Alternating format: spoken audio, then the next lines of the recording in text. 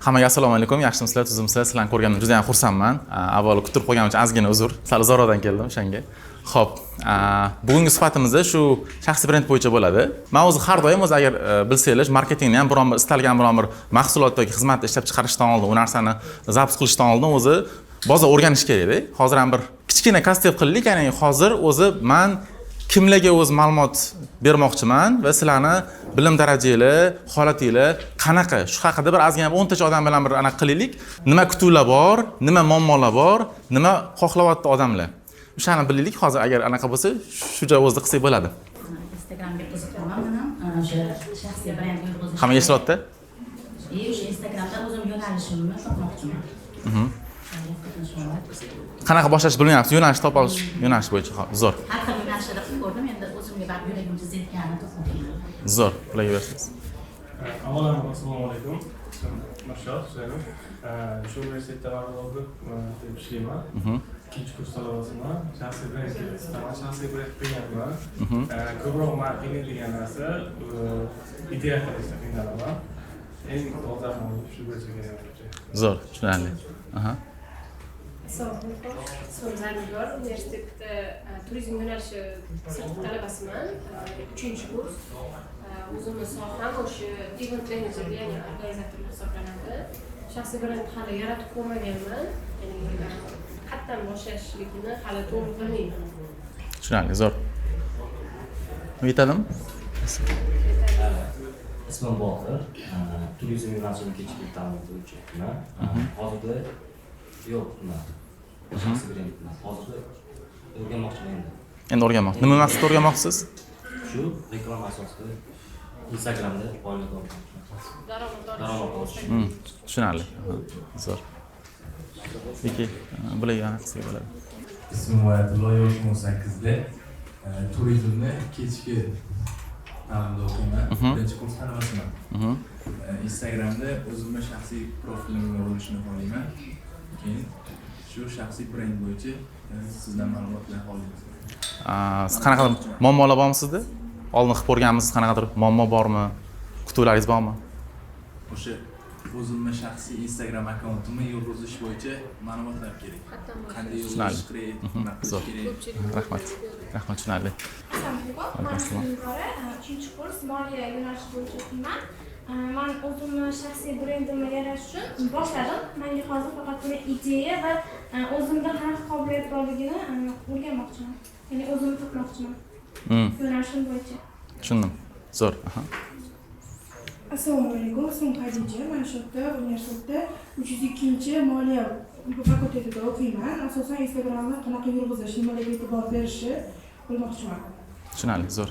Assalomu alaykum. Turizm yo'nalishida kechki ta'limda o'qiyman. Ismim Sevinch.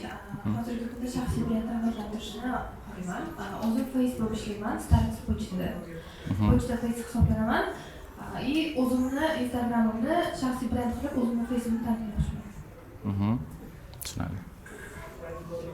Assalomu alaykum. Men ismim Dildora. Men ikkinchi bo'lim turizmda o'qiyman. Universitetimizda turizm fan klubini prezidenti hisoblanaman. Tayyorlandim. Mana hozir asosiy o'ylab turayotgan narsam shu klubimizni rivojlantirish uchun klubimizga profilni ochib, yurg'izib, aslida shu narsa meni qiziqtiradi. Shaxsiy brendga keladigan bo'lsak, 2023-yilda Dilshod Hamrayevda o'qiganman bibliografiyaga. Qiziqish bo'lib, qilganman, keyin tashlab qo'yganman, to'g'risini aytsam, chunki vaqt to'g'ri kelmagan, shu shaxsan Instagram uchun vaqtim kelmagan, to'g'ri kelmagan, shaxsiy brend yurg'izmaganman, yurg'izishim kerak. Qiziqish bor bu narsaga, to'g'rilashim kerak. Tushunarli. Zo'r, rahmat. Siz mikrofonga aytavering. Turizm yo'nalishi kechki ta'lim o'quvchisiman. Instagramda shaxsiy brendimni rivojlantirmoqchiman. O'zim qiziqaman. Mana shu orqali o'zimni tanitmoqchiman. Tushunarli. Shaxsiy brend, ya'ni kosmetolog yo'nalishidan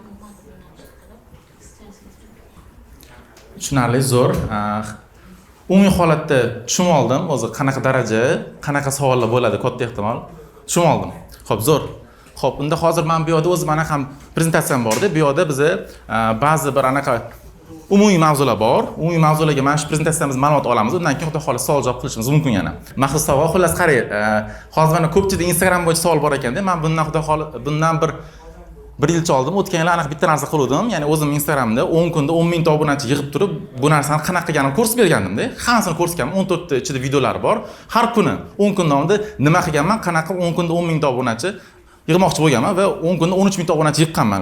Shuni xudo xohlasa sizlarga anaqasini beraman. Shunchaki tekinga, o'zi aslida buni pullik bo'lgan. Faqat sharti nima bo'ladi? Shu seminarda faol ishtirok etishingiz kerak bo'ladi.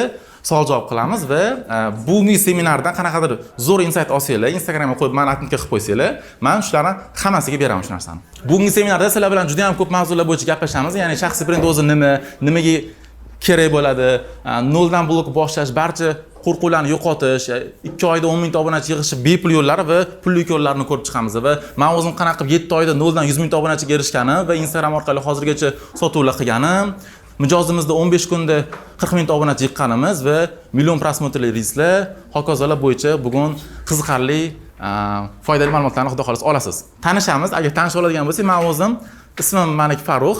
Meni mabodo ko'rganlar bormi? Rahmat. Xo'p, men o'zi asli Xorazmliman. Bu yerda Xorazmli yo'qmi? Bormi? Xursandman. Men o'zi asli Xorazmliman, Toshkentda yashayman. Oilaliman, bir nafar farzandim bor. Digital marketing sferasida 4 yildan beri ishlayman o'zim. Oliy ma'lumotliman. TATUda o'qiganman, bakalavr magistratura va yil eng faol talabasi bo'lganman. Televideniya chiqqanman, undan tashqari har xil sovg'alar olganman va o'zim hozir payt agentligim bor. Hozirgacha shu o'quvchilar ham, shogirdlar ham chiqarganman. Hozirgacha juda ham ko'plab million prosmotrli kontentlar qilganmiz. O'zimda ham qilganman, mijozlarimiz ham juda ko'p kontentlar qilganmiz. Bu soha menga nimalar berdi? Bu soha menga juda ham ko'p imkoniyatlar ochib bergan o'zimga. Masalan, sizlarni tasavvur qilishingiz uchun aytaman. Bundan oldin maktab paytida, masalan, bizning paytda shunaqa narsa bo'lardi. Kam ta'minlangan oilalarga masalan kiyimlar berilardi-da, har xil. Kurtkalar, etiklar berilardi. Men o'zim shunaqa kiyimlar kiyganman-da maktab paytida. Ya'ni bizning oilamiz juda ham oddiy oila bo'lgan. Va hozirgacha Xudoga shukr, men o'zim shu sohaning ortidan masalan ota-onamga har xil sovg'alar beraman, har xil imkoniyatlar qilib beraman. Men o'zimga ham, ya'ni juda katta o'zgarishlar bo'lgan. Shaxsiy brend o'zi nima deydigan bo'lsak, keling men shu savolga birinchi o'rinda biz javob olamiz. Ko'pchilik xayolida bu narsani o'ylaydi, ya'ni bu faqatgina Instagramda shu blog boshlash, video qo'ysam, bu shaxsiy brendim zo'r bo'ladi deb o'ylaydi. Lekin aslida men shaxsiy brendga sal soddaroq yondashuv qilaman va sizlarga ham bu narsani o'rgatib qo'yaman. Deylik, qarang, mana bunaqa narsa. Masalan, o'zi aslida shaxsiy brend shunaqangi narsaki, deylik, masalan qarang, sizni hattoki uyingizda ham, oilangizda ham o'zingiz shaxsiy brendingiz bor-da. Shaxsiy brend shunaqangi narsaki, bu rejalashtirgan ravishda obro' e'tibor yig'ish. Deylik, masalan qarang, men masalan o'zim uyimda shaxsiy brendimni kuchli qilmoqchiman. Men nima qilaman? Men obro' e'tibor yig'ishni rejalashtiraman. Masalan, men nima qilsam bo'ladi? Bugundan boshlab masalan ota-onamga har xil anaqa olib boraman. Sovg'alar olib boraman, har xil sirlilar olib boraman. Ularni har doim eslab turaman. Masalan, har kuni shu narsani qilgandan keyin nima bo'ladi? Uydagilar orasida menga nisbatan obro' e'tibor ancha kuchayadi va meni uy ichida shaxsiy brendim kuchayishni boshlaydi. O'zingiz mahallangizda shaxsiy brendingizni kuchli qilishingiz mumkin. Masalan, mahallada shunaqa insonlar bor, haqiqatan saxiy insonlar bor, zo'r insonlar bor. Ular har doim hammaga yordam beradi. Lekin ular Instagramlari yo'q masalan. Lekin ularni mahallasida shaxsiy brend zo'r, hamma hurmat qiladi, obro'si bor, yetarli. Nimadir desa, hammaga ta'sir qiladi bu narsalar. Shunaqa narsa. Endi siz agar o'zingiz shaxsiy brendingizni shahar bo'ylab, O'zbekiston bo'ylab, dunyo bo'ylab qiladigan bo'lsangiz, sizga albatta ijtimoiy tarmoq yordam beradi. Bu shunaqa narsa. Ya'ni shaxsiy brend bu rejalashtirilgan ravishda obro' e'tibor yig'ish va buni ortidan siz sotuv qilishingiz ancha oson bo'ladi. Ya'ni masalan, men har doim aytaman, o'zi dunyodagi hamma insonlar sotuv qilish kerak bo'ladi. Hamma sotuv qilish kerak. Ya'ni har birimizda sotadigan narsa bo'lish kerak, produkt bo'lish kerak-da. Bu bo'lishi mumkin, xizmat bo'lishi mumkin, mahsulot bo'lishi mumkin.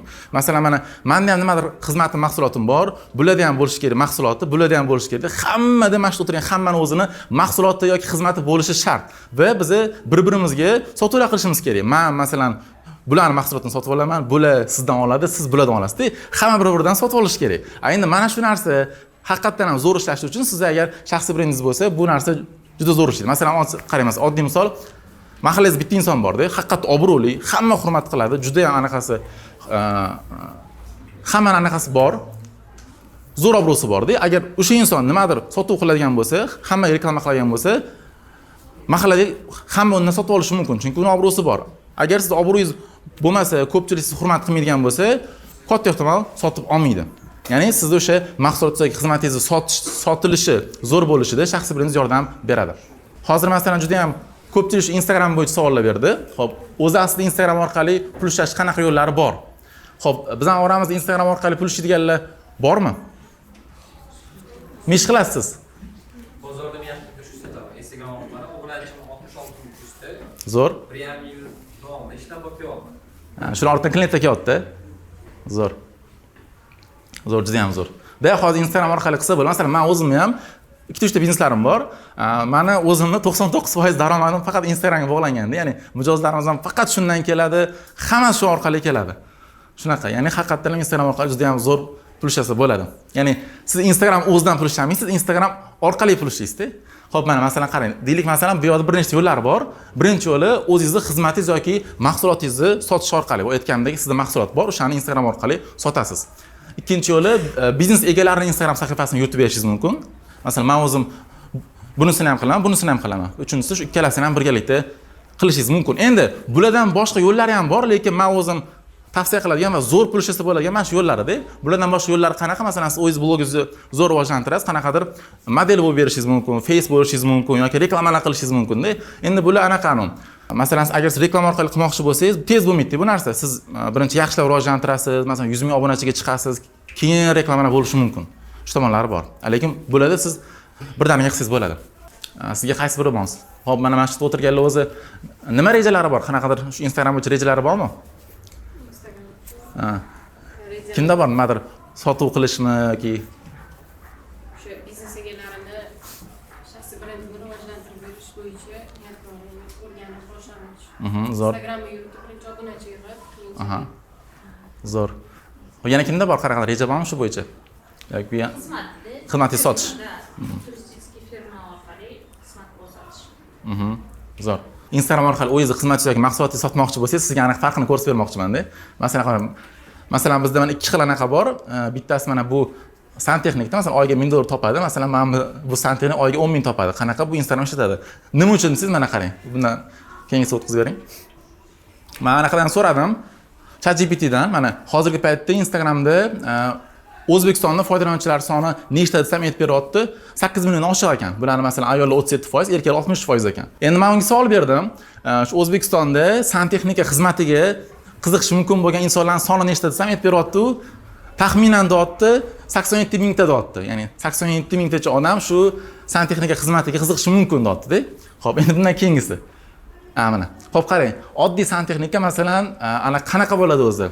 Talab masalan yiliga kamida 87 ming marta santexnika xizmatiga talab bo'lishi mumkin ekan. Bu bizning bozor O'zbekistonda. Xo'p, qarang, agar mana siz agar Instagramda santexnik bo'lib turib ishlasangiz, qancha pul topsangiz bo'ladi? Aytayapti, O'zbekistonda o'rtacha santexnika xizmat 15 dollar atrofida. Endi bundan qimmat bo'lishi ham mumkin. Agar yiliga 87 mingtadan ko'p marotaba xizmat ko'rsatadigan bo'lsa, umumiy daromadi 1 millionni oshishi mumkin. Ya'ni siz yillik 1 million dollarlik bozorda bu. Bozor masalan, endi hozir bu bo'yicha ishlaydiganlar ham bor o'zi. Masalan, siz endi bitta o'zingiz qila olmasingiz mumkin, lekin sizni komandangiz bo'lsa, bozorda bor bu narsa va siz endi shu narsani aniq qilishingiz kerak. Ya'ni mana bunaqa deyman, masalan, Instagram bozorida ham bu yerda bozor liderlari bor-da. Agar sizdan o'zingizni zo'r rivojlantirib, yaxshi rivojlantirsangiz, bozor lideri bo'lsangiz, bozordagi mana shu anaqalarni siz o'zingizga olsangiz bo'ladi, talablarni. Ya'ni men aytmoqchimanki, siz agar o'zingizni xizmatingiz yoki mahsulotingizni sotish orqali bemalol oyiga 10 ming plyus ham topsangiz bo'ladi demoqchiman. Endi siz faqatgina birovlarnikini agar birovlarga yuritib beradigan bo'lsa, bunda qanaqa bo'ladi? Xo'p, hozirgi paytda o'rtacha shu tadbirkor va biznes egalari Instagram profilini yuritib berish narxi o'rtacha shu 1000 dollardan yuqori. Da, 1000, 2000, 3000, 4000 mana shunaqa atrofida. Endi masalan, men buni ham so'radim ChatGPTdan sizlarga anaqa bo'lish uchun, mana qarang. Men so'radim, O'zbekistonda taxminan nechta tadbirkor va biznes egalari bor? Qaysi manbadan olingan deb yozsam aytadiki, O'zbekistonda taxminan 685 mingta tadbirkorlar bor, anaqadan olingan, mana Govuzdan, Daryozdan olingan, ya'ni umumiy 600 mingdan ortiq potensial mijoz bor deysizda. Endi bularni qanchasi Instagramda bor deb o'ylaysizlar? Keyin o'tqizing, mana qarang. Bularni atigi 10%, 20% atrofida Instagram blogini yuritar ekan-da. Qolgan 70-80% hali Instagram blogi ham yo'q, yuritmaydi ham, hali o'ylab ham ko'rmagan bu narsani. Ya'ni o'sha 90% biznes egalari hali Instagramda boshlamagan. Ya'ni bu ham, ya'ni bu bozorda ham ancha anaqa bor demoqchiman. Ya'ni bu soha ham hali bo'm-bo'sh, bemalol qilsa bo'ladi. Undan keyingisi. Ya'ni bu orqali ham bemalol 10 ming plyusga chiqsa bo'ladi demoqchiman. Endi agar siz yuqorida ikkalasini ham qilsangiz ham bo'ladi. Masalan, men o'zim shunaqa qilaman, ikkalasini ham qilaman. Ya'ni siz o'zingiz xizmatingizni ham qiling, birovlarnikini ham qilib bering va sizda bemalol 2 barobar ko'p pul topasiz. Xo'p, mana siz bildingiz, agar o'zingiz xizmatingiz yoki mahsulotingizni sotsangiz zo'r pul topish mumkinligini bildingiz, birovlarnikini qilib berganda ham zo'r pul topish mumkinligini bildingiz. Xo'p, endi boshlamoqchisiz. Sizda albatta sizda boshida qo'rquvlar paydo bo'ladi, qo'rquvlar bo'ladi, muammolar bo'ladi. Xo'p, bizda qanaqa qo'rquvlar bor? Xo'p, sizlarda bormi qo'rquvlar qanaqadir? Mana o'zingiz blogerlarni boshlamoqchi bo'lib ko'rgansizlar yoki boshlamoqchi bo'lgansizlar, qanaqadir muammolar paydo bo'lganda, degansizlar keyin menga emas ekan degansizlar. Ishlash qo'rquvi bor. Keyin misol uchun agar o'zimiz kameraga chiqmasdan video olamisak, videoga olish qo'rquvi bor. Baribir jamoat joylarida endi oldin ishlamagan bo'lsa, bitta olasiz, o'zingizga yoqmaydi, ovozingiz yoqmaydi, ko'rinishingiz yoqmaydi, shunaqa bo'ladi. Shunaqa holatlar bo'ladi. Ayollarda ko'proq bo'ladi-da. Keyin misol uchun hozir ChatGPTdan ko'proq foydalanishyapti, kontent planlarni, oylik storieslarni shundan bilishyapti. Shuni qanaqa boshlasa bo'ladi, qanaqa to'g'ri savol bersa bo'ladi, shu haqida ma'lumot. Kimda bor yana shunaqangi qo'rquvlar, muammolar? Aktiv kutilganda chiqmasa silib qolish. Masalan, video qo'ydingizda, siz kutgansiz bir 1000 prosmotr bo'ladi degansiz, qarasangiz 10 tagina odam ko'rdi. Videoni o'zida emas, misol. Bir hafta, 2 haftada ham aktiv ochmasa o'ziga menga emas ekan, senga degan. Shuni Yoki oshganda tushib ketishi. tushib ketadi. Menda katta pulliga qo'rquv bor. Ya'ni Amaldagi tadbirkorman. Assalomu alaykum. Bu borada doim o'z trening darsiga постоянно borib yuraman. 5 yildan beri. Ustozlarim shu borada zamechание qilishadi. Ustimda ishlayman, rivojlanishda bardavorman.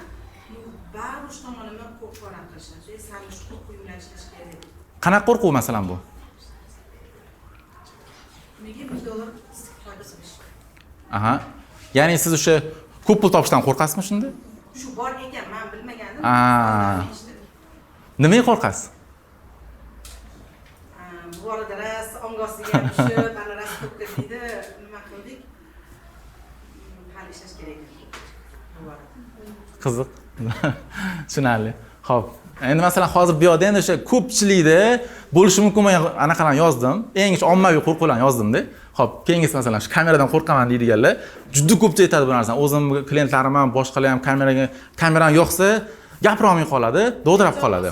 Hayajon bosadi. O'zi fikr bo'ladi, zo'r tayyorgarlik ko'rib keladi-da, kamerani bitta yoqsa yo'q bo'lib qoladi. Bunaqa paytda nima qilish kerak? Eng zo'r yo'li, men o'zim shu narsani ishlataman. Juda ham zo'r yo'li, qarang. Bu qo'rquv aslida nimadan bo'ladi deydigan bo'lsangiz, bu qo'rquv hozir men videoga qarab gapirsam, bu videoni 100 ta yoki 1000 ta odam ko'rsa, deb turib siz qo'rqasiz-da. Agar men oddiy misol qarang, agar siz masalan Telegramda biror yaqin do'stingizga, eng yaqin o'rtog'ingizga video yuborsangiz boru, bemalol gapirasiz-da. Dovdirab qolmaysiz, to'g'rimi? Bunda ochasiz, o'rtoqda boshlaysiz, 1 soatlab mana minuti ham o'chib qoladi. Keyin yana boshdan gapirasiz. Mana shunaqa bo'lib qoladi-da. Ya'ni bu yerda fikrlash o'zgartirish kerak. Qarang, siz o'ylangki, kamerani ortida sizni eng yaqin o'rtog'ingiz bor deb o'ylang. Qanaqadir bitta dugonangiz bo'lishi mumkin-da. Kamerani bitta yoqasizda, hozir bu videoni faqatgina unga jo'natyapsiz. 1000 ta odamga emas, bittagina palonchiga jo'natyapsiz. Faqat o'sha ko'radi, deysiz-da. Fikringizni ham unga aytib bering faqat. Unga ayting, sizni yoki sanni unga ayting-da. O'shanda sizdan ancha xotirjam his qilasiz o'zingizni. Bemalol his qilasiz. Agar men bo'lsa masalan, men ham hozir men video olsam, agar 100 ming ta odam ko'radi deb qilsam, men ham hayajonlanib qolaman-da. Mana shunaqa, ya'ni o'zingizni xayolingiz shunaqa narsa bo'lsa, ekran ortida peshavoy borligini his qilish. Keyin bo'ladi-ku, bir xil blogerni yuzini ko'rsatmasdan qiladi. Shunaqasi ham. Bu narsani men tavsiya qilmasdim. Mana bunaqa qarang. Bu narsani qilsa bo'ladi, bo'lmaydi emas, bo'ladi, lekin yuzini ko'rsatib qiladigan odam erishishi mumkin bo'lgan anaqadan siz sal sekinroq erishasiz. Chunki qarayman, istalgan biror narsani siz agar Instagram orqali sotayotgan bo'lganingizda, xaridor oldidan aniq paydo bo'ladi-da, sraz uni to'siqlar paydo bo'ladi. Nima bo'lishi mumkin? Bu ishonchlikmi? Mijozlari qanaqa, rezultatga olib chiqa oladimi? Produkt qanaqa degan to'siqlar paydo bo'ladi. Va siz mana shu to'siqlarni yo'qotib chiqishingiz kerak bo'ladi-da. Agar siz yuzingiz yo'q bo'lsa, mana shu narsalarni yo'qotish ozgina qiyinroq bo'ladi. Masalan, deylik, mana qarang, agar hozir mana 0 dan bitta odam blogini boshlab, nimadir o'zining xizmati bor-da, 0 dan boshlab turib 3-4 oyda zo'r rezultatga erishadigan bo'lsa va 3-4 oyda o'sha sotuvlarni boshlaydigan bo'lsa, lekin sizga 3-4 oy emas, 6-7 oy ketishi mumkin. Shu narsani yo'qotishga. Bundan keyingisi shu atrofdagilarni gap so'zdan yo'laman. Ya'ni masalan siz video qo'ysangiz, siz o'ylaysiz, voy hozir bu videoni masalan yon atrofimdagilar ko'rsa, hamkasblarim ko'rsa nima deydi, qanaqa odam bo'laman yoki uydagilar ko'rib qoladi, yoki qarindosh urug'lar, qudam ko'rib qoladi, shunaqa bo'ladi-da. Masalan, oddiy bo'lsa, men qo'ygan videolarni qaynonam ham ko'radilar-da, oddiy qaynonam ham ko'radilar masalan, tog'a ammalarim ko'rishadi. Har xil mavzularda videolar ko'raman. Bemalol ular ham ko'rishadi. Men uchun bu narsa oddiy hol. Bu meni o'zim-da, men o'zim mana shunaqa insonman hayotda. Ularning oldida boshqacha bo'lib olishim kerak emas, lekin bu yerda boshqa bo'lmayman-ku. Men o'z shunaqaman. Men xarakterim shunaqa. Menda shunaqa fikrlar chiqadi. Ya'ni birinchi o'rinda bu yerda o'zingizni tan oling, siz shunaqa insonsiz. U videoyingizni kim ko'rsa, uydagilar ko'radimi, boshqalar ko'radimi, farqi yo'q, siz shunaqa insonsiz. Ular siz o'zingizni birinchi tan olishingiz kerak. Ya'ni shu, birinchi siz o'zingizni tan olsangiz, shunda boshqalar ham sizni tan olishni boshlaydi, boshqalar uyalmaysiz. Masalan, bir xil o'ylash mumkin-da.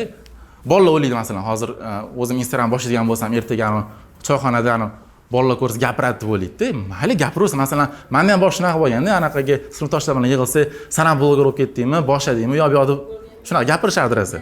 Masalan, hozir o'sha og'aynilarim mendan maslahat so'raydi, "O'rtoq, menga qilib bergan, qanaqa ishlayman?" shuna maslahat so'rashadi. Shunaqa. Qo'shnilarim ko'radi videolarni, masalan, katta-katta ayollar ko'rishadi, ular ham ko'rishadi. Bu men uchun oddiy holat bunaqa narsa. Nimadir aytib qo'ysa agar keyin sinish bo'ladi-da, lekin sinish bo'ladi. Nimaga siz o'zingizni tan olishingiz kerak-da. Siz shunaqa insonsiz. Ya'ni o'zingiz qarang, sizda shunaqa narsa borki, meni qarindoshlarim boshqacha inson deb o'ylasin, men asli boshqacharoq insonman. Hamkasblarim boshqacha o'ylasin deb o'ylaysiz o'zingizdan. Ular meni zo'r deb o'ylasin, meni kamchiliklarimni ko'rmasin deb o'ylaysiz-da. Shu narsa sizdagi muammo. Siz kamchiliklar bor, ko'rsa ko'rursin ular. O'sha narsani yo'qoting o'zingizdan. Siz kamchiligingiz bor, nima qilib ko'rsa ko'rursin. Xolingiz ko'rsin, tog'ingiz ko'rsin. Siz shunaqa yigitsiz. Sizda boshqa iloji yo'q. Ular shundan sizni yaxshi ko'rishadi. Shu narsani yo'qoting o'zingizdan. Bunga hali loyiq emasman deb o'ylaydi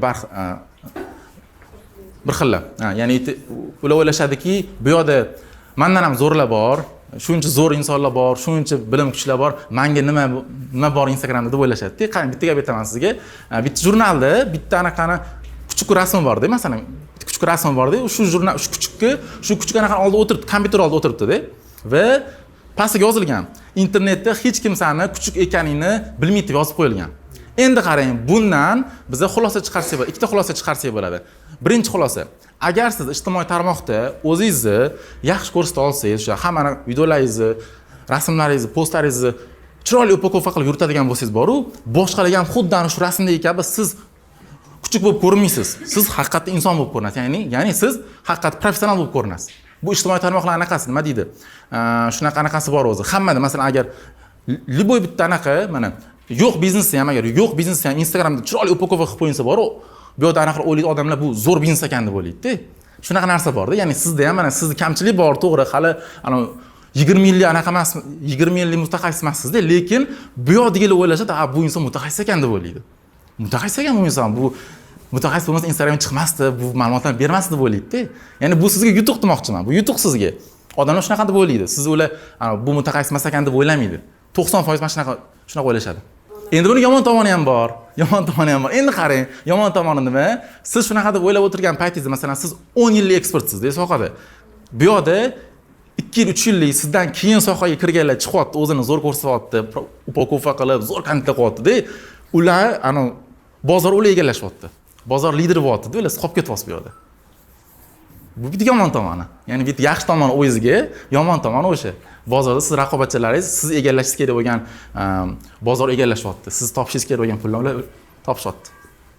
Mana shunaqa. Bitta savol. Aha. Instagramda o'sha o'z biznesini yuritish uchun notiqli kurslar yurish shartmi yoki shart emasmi? Agar o'qiydigan bo'lsa, kimlarni tavsiya qilasiz? Har bir nutq kerakmi? Bo'lgani yaxshi. Men bo'lgani o'z mamlakatda qarang. O'zi blog boshlashda eng muhimi birinchi o'rindagi narsa men fikrlashim bo'yicha bu sizni xarizmangiz bo'lishi. Endi xarizma bu nima deydigan bo'lsangiz, xarizma bu insonlarga chiroyli biror bir fikr yetkazib bera olish qobiliyati, o'sha fikrni ta'sir qila olish qobiliyati-da. Endi qarang, sizda agar xarizma bo'lmagan bo'lsa, masalan qarang, shunaqa insonlar bor-da, zo'r mutaxassis, dahshat mutaxassis, 20 yillik opitli mutaxassis, bilimi juda ham zo'r, lekin fikrni zo'r yetkazib bera olmaydi. Odamlarga fikrni aytadi, odamlar eshita olmaydi, eshitmaydi, mana shunaqa. Chunki zo'r yetkazib bera olmaydi. Ularda xarizma yo'q. Ba'zi insonlar bor-da, juda zo'r yetkazib qo'yadi. Bitta gapiradi, yuriga yetib boradi. Masalan, oddiy misol, anaqani Muhammad Ali Shonqulov hamma taniydi menimcha. O'sha bitta videolaridan zo'r bo'lib ketib qolganda, chunki o'sha videolardagi o'sha osmondagi bolalardagi ko'rsatuvda har bitta gaplari yuriga yetib borgan gap. Chunki ularda xarizma juda kuchli. bitta gap gapiradilar, yuragiga yetib boradi. Zo'r yetkazib qo'yadilar. Ular xarizma kuchli. Endi mana shu xarizmani siz o'zingizni qilsangiz, bu narsa zo'r bo'ladi. Albatta, sizda bir xilda o'zi zo'r bo'ladi. Xarizmasi zo'r bo'ladi. Bitta gap gapiradi, zo'r yetib boradi. Xarizma bo'lmasa, buni rivojlantirish kerak.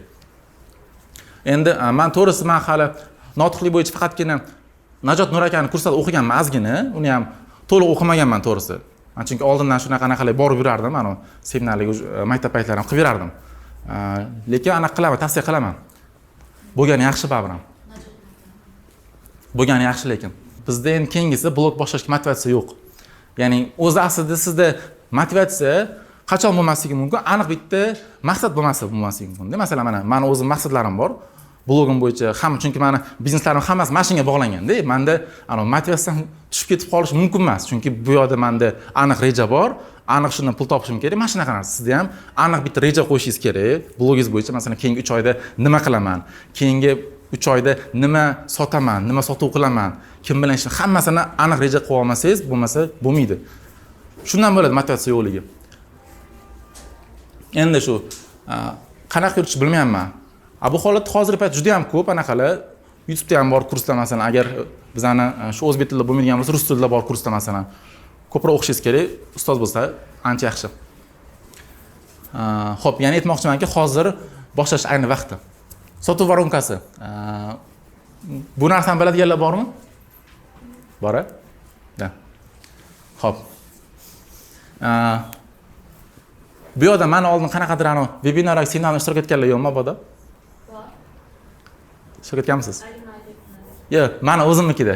Qanaqadir seminar vebinarda bo'ldi. Xo'p, tushunaylik. Xo'p, sotuv voronkasi o'rtoqlar, bu nimaga kerak deydigan bo'lsak, bu o'zi anaqa marketingga oid narsalar, biznesga oid narsalarda, bu ham blogimizda juda ham kerak. Chunki mana siz agar mana shu blogingizda ham sotuv voronkasini to'g'ri qila olsangiz, sizga ertaga juda ham zo'r yordam beradi. Aynan siz qanaqa obunachi kerak, sizga obunachi bilan nima qilish kerak, qaysi turdagi obunachiga nima qilish kerak, hammasini rejalashtirib ana qilasiz. Xo'p, qarang mana, bu sotuv voronkani hamma bilsa kerak, yog' qo'yadigan narsa bor-ku. Ko'p ayollar biladi o'sha narsada, voronka. Endi qarang, bu voronkaning eng tepasidan bizga sovuq auditoriya kirib keladi. Sovuq auditoriya bu kim deydigan bo'lsak, Instagramdagi sizni hali ko'rmagan, tanimagan insonlar. Masalan, ularga bitta videoyingiz shuni anaqada chiqib qoldi, rekomendatsiya bo'lib qoldi. Shunda siz videoyingizni ko'rdi. U sovuq auditoriya hali. Videoyingizni bitta ko'rdi, videoyingiz yoqdi, o'qdi, zo'r gap gapirdi, sizga obuna bo'lib qoldi. Endi u odam sizni bir hafta ko'ryapti, 2 hafta ko'ryapti, 3 hafta ko'rib yuribdi-da, ujum sovuqdan mamnun o'tadi. Endi u siz yaxshiroq taniydi, fikrlaringizni biladi, sizni o'rganyapti, qanaqa gapirishingizni biladi, qanaqa insonligingizni yaxshi biladi-ku, ujum mamnun o'tdi u. Mamnun o'tdi. Endi u sizni 1 yildan beri ko'rib yuribdi masalan. 1 yildan beri ko'radi, hayotingizni yaxshi biladi, hamma muammolaringizni biladi u odam. Ujum mamnun o'tadi, issiq o'tadi. Va siz Instagramda aynan mana shu issiq auditoriyaga o'tganlarni mana shularga siz zo'r sotuv qilsangiz bo'ladi. Chunki bular sizni juda ham yaxshi biladi. Sizni yaxshi tomonlaringizni ham zo'r biladi, yomon tomonlaringizni anchagina yaxshi biladi va aynan mana shu auditoriyaga siz sotuv qilsangiz bo'ladi. Va biz Instagramda mana shu voronka bo'yicha shu bo'yicha ishlashimiz kerak bo'ladi. Ya'ni sovuq auditoriyani ko'proq jalb qilib, ularni iliqqa aylantirib, ularni issiqqa aylantirib, ertaga sotuv qilish kerak bo'ladi. Masalan, oddiy misol qarang, men yaqinda bitta mijozimiz bilan ishladimda, ular meni 1 yil, 2 yildan beri ko'rib yurar ekanlar. Storieslarni ko'rib yurar ekanlar. To shu to'yim bo'lgan paytlarni ham hammasini bilar ekanlar-da. Ya'ni ular meni ko'rib yurdilar-da, oxirida xizmatim kerak bo'lib qoldi, keyin ishladik. Xuddi shunaqa-da. Bu yerdan shu sizni ko'rib yuradi. Masalan, yaqinda bitta Rossiyada bitta mutaxassis mana shu bo'yicha so'rovnoma qilibdi. Ya'ni o'zini produktini sotganlar orasida qilibdi-da. Bu odamni noldan bu odamni tanib, kurslarini sotib olgungacha ketgan o'rtacha vaqt 8 oy chiqibdi, ya'ni hammasini o'rtasida. 8 oy. Ya'ni bugun sizga obuna bo'layotgan inson bugun sizdan nimadir narsa sotib olmaydi. Ko'rib yurasiz, 1 oy, 2 oy ko'radi, 3 oy ko'rib yuradi, qanaqa odam ko'rib yuradi, keyin sotib oladi. Endi mana shu muddat qisqarishi uchun siz nima qilishingiz kerak? Zo'r program qilishingiz kerak, shaxsiyatingizni zo'r ochib berishingiz kerak, mutaxassisligingizni zo'r ochib berishingiz kerak. Mana shu narsani zo'r qilib bersangiz, mana shu muddat qisqarishi mumkin. Shu paytda bitta savol bor. Obuna bo'ldi. O'shani hayotingizni polni ochib berishingiz kerakmi, yaqin bo'lishingiz kerakmi, yo uni sotib olish uchun sizdan mahsulot unaqa hayot ko'rsatmasdan faqat shunaqa o'zini xizmatini ko'rsatish. Tushundim. Hozir bor shu bo'yicha. Keyin o'tkazib boring. Xo'p, qarang mana. Deylik, mana bu bitta profil, Instagram profili. Qarang. Bu yerda o'zini rasmi ham yo'q, qanaqadir, nimadir ham yozmagan, postlar ham har xil postlar. Kim profili mana shunaqa ahvolda? Nima ish qilishi ham yozilmagan, qanaqadir rasmni qo'yib qo'yadi, hech kim bilmaydi nima ish qiladi, kim bu o'zi, yuzi qanaqa bu odammi? Kimdalar shunaqa bormi? Bo'ladi ko'pchilik lekin. Ko'pchilik tan olgisi kelmaydi, ko'pchilik shunaqa bo'ladi. Masalan, men ham qanaqadir sinfdoshlarim bor-da, haligacha nima ish qilishini bilmayman. Nimadir yozib qo'yadi, o'zini rasmini ham qo'ymaydi-da, nima ish qilishini ham bilmayman-da. Mana shunaqa. Xo'p, endi keyingisi o'tkazing. Endi masalan, bu ikkinchi holat, meniki o'zimniki masalan. Mana deylik qarang. Mana profilimni kirsangiz, ko'rishingiz mumkin. Mana o'zim rasmimni ko'rasiz, o'zim yuzimni ko'rasiz. Nima ish qilishim yozilgan. Linklar qo'yganman Mamitga. Mamitda mana o'zi mijozlarim, bloging, sayohatlar boshqa hamma mana darslarni ham qo'yib qo'yganman-da. Mana bitta odam masalan bu profilga kirgandan keyin 3-4 sekundda o'sha bu odam nima ish qiladi, bundan foyda olsa bo'ladimi, yo'qmi degan savolga javob oladi. Narigi holatda yo'q, kiradi, kim bu? Menga nima kerak deb sizga obuna bo'lmaydi. Endi qarang, ya'ni xullas, mana shu profilni siz zo'r upakovka qilib qo'ysangiz, ana boyagi voronka bor edi-yu, shu sovuq auditoriya, iliq auditoriyaga o'tishiga yordam beradi. Agar siz o'sha sovuq auditoriyani qancha ko'p olib kirganingiz bilan, lekin shu o'zingiz blogingizni upakovkani zo'r qilib qo'ymasangiz, sovuqdan iliq o'tmaydi-da. Iliq o'tmadi degani bu degani issiqqa ham o'tmaydi degani. Ana sovuq zo'r bo'ladi, lekin bu yog'i anaqa bo'lmaydi. Sovuq tomoni katta bo'ladi, bu yog'i bo'lmaydi-da. O'shaning uchun shuni ham zo'r qilib qo'yish kerak. Buni holat zo'r qilish uchun nima qilishingiz kerak? Xo'p, agar mana hozir men tavsiya qilaman, agar mabodo sizlarda Instagram profilda hali unaqa zo'r upakovka qilmagan bo'lsangiz, men sizga tavsiya qilardim buni. Menimki rasmingizni qo'yasiz, o'zingiz rasmingizni qo'yasiz, iloji bo'lsa shu yelkadan tepasi bo'lsin, yuzingiz ko'rinib tursin. Kimligingiz bilinsin-da. Yuzingiz ko'rinsin. Mamitga yozib qo'ying, bu yoqgacha ism familiyangiz bilan nima ish qilishingizni yozing. Chunki aynan mana shu joydan anaqa qilib beraman, masalan, kimdirlar kirib turib qidiradi-yu, kosmetologiya deydi, dietologiya deydi-yu, mashdan qidirib beradi-da, Mamitdan. Mashdan, masalan, siz qanaqadir o'zingizni sohangiz bo'lsa, men ingliz tilida yozib qo'yaman. Masalan, qanaqa palonchi rus tili bo'lishi mumkin. Palonchi fitness trener bo'lishi mumkin masalan. Palonchi esa mutaxassis bo'lishi mumkin-da. Shu yerdan qidirib beradi. Mamitga o'zingizni qanaqadir o'sha o'zingiz haqingizda bermoqchi bo'lgan ma'lumot yoki qanaqadir yutug'ingiz bo'lishi mumkin, mijozlaringiz bo'lishi mumkin, nima ish qilishingiz bo'lishi mumkin. Masalan, siz aytishingiz mumkin, men 10 yillik tajribaga ega fitness mutaxassisman deyishingiz mumkin yoki qanaqadir masalan ingliz tili bo'yicha mutaxassisman yoki IELTS bo'yicha instruktorman deyishingiz mumkin. Meni ortiq o'quvchilarim bor deyishingiz mumkin-da. Hokazo. Mamit qanaqa degan kanalingizning linkini berib qo'yishingiz mumkin. Mamitga bu aktualnilar. Kimda bor aktualnilar? Shunaqa narsa. Hammada bor aktualnilar. Xo'p, endi bu aktualnikni nima qilish kerak degan bizda savol paydo bo'ladi. Qarang. Bu aktualniga hamma narsani qo'yib tashlash kerak emas-da. Buni ham o'zining foydasi bor. Hammani hayotida doimiy ravishda takrorlanadigan seriallar bor. Hayotingizda 5-6 ta shunaqangi voqealar borki, bular har doim takrorlanib boradi. Deylik, mana bo'lishi mumkin, qarang, masalan, men buni mijozlarim bilan ishlayman. Mijozlarim bilan bo'ladigan muammolar, ishlar boshqalar har doim takrorlanadi. Masalan, sizda bo'lishi mumkin, qanaqadir universitet bilan bog'liq nimadirda har doim takrorlanadi. Mana shunaqa hayotingizda davomiy ravishda takrorlanib turadigan 5 ta 6 ta voqeani olasizda, bular aktualni ochib qo'yasiz. Endi qarang, bular har doim takrorlanadi-ku, yangi stories qo'yganingizda mana shu qo'shib ketaverasiz. Buni zo'r tomoni bor, mana yangi odam, hali sovuq auditoriya sizga obuna bo'lganda, shularning hammasini ko'rib chiqadi-da bularni. Ya'ni bu orqali siz unga o'z haqingizda ko'proq ma'lumot berasiz. Shuning uchun bu yerga har xil narsani emas, shu hayotingizda doim takrorlangan 5-6 narsani yozib qo'ying. Masalan, bo'lishi mumkin mijozlaringiz, sayohat, oila bo'lishi mumkin, hokazo. Endi qarang, yana bitta zo'r narsa, Mamitdan qilsa bo'ladi, pin qilsa bo'ladi, bilsangiz agar. Zakripit qilib qo'ysa bo'ladi-da. Zakripitga ham nima qo'yish kerak? Buni ham qoidasi bor. Endi qarang, mana tasavvur qiling-da. Bu narsalar hozir nimaga kerak? Bu narsalar bor-ku, sizdan issiq yoki iliq auditoriya kerak emas bu narsalar. Sovuq auditoriya kerak. Biz sovuq auditoriyani jalb qilmoqchimiz-da. Ular sovuq auditoriya hali siz bilmaydi.